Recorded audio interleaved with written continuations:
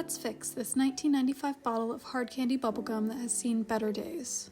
First, I'm giving it a rub down with an alcohol wipe since I plan to save even the polish on the outside of the bottle. Now that that's sorted, I'm using my cuticle nippers and a razor blade to pop those pieces of dried polish off of the bottle. These pieces are important since they contain a high concentration of the dye.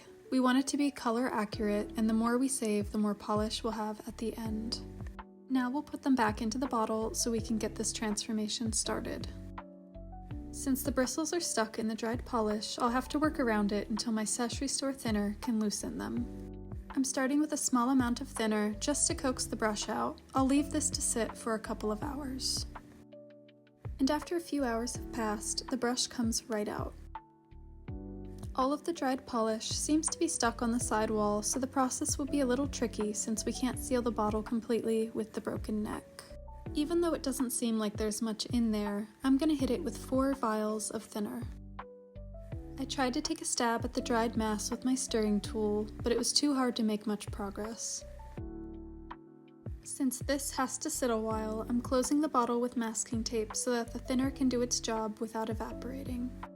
The thinner is of no use if it's not in contact with the dried polish, so I'm carefully putting it to bed on some cotton pillows. We'll check on it in the morning. It's the next day and it looks like it has softened up a bit. And with a poke from my stirring tool, the great majority is mixing in. It's taking to the thinner really well, and I can already tell that it will need more. I know it seems like I'm over-thinning, but trust the process. There's still some polish hardened on the sidewall, so we'll have to reseal it and put it to bed for one more night. Since the bottle is fuller now, I have to prop it up a little higher. Let's hope my cat assistants don't knock it over.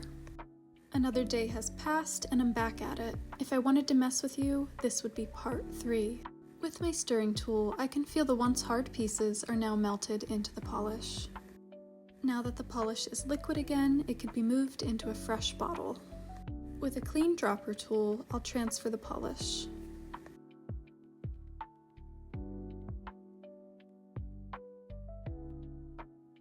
I made sure that the polish is thicker than I like it so that I can do a thinner rinse after transferring the majority. I'm just giving it a swirl to get any leftover polish. And of course, I'll save the blending bead. Although I could probably save the brush, it's super hard to get the broken glass out of the threads. Instead, I'll Frankenstein it by using the cap from this unwanted Essie. Essie used the same cap as Hard Candy from the 80s to the mid-2000s, so fortunately I can easily replace it. I've cleaned it off and it's ready to shelter bubblegum.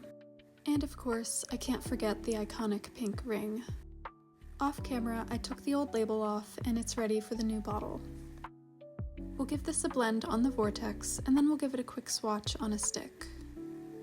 Considering where this polish was at the beginning of this video, the result is better than I even hoped for. Somehow, that small sliver of dried polish became a bottle that is 2/3 full. Let me know in the comments if you thought we could work this miracle. And if you're new here, be sure to follow for more vintage nail polish content.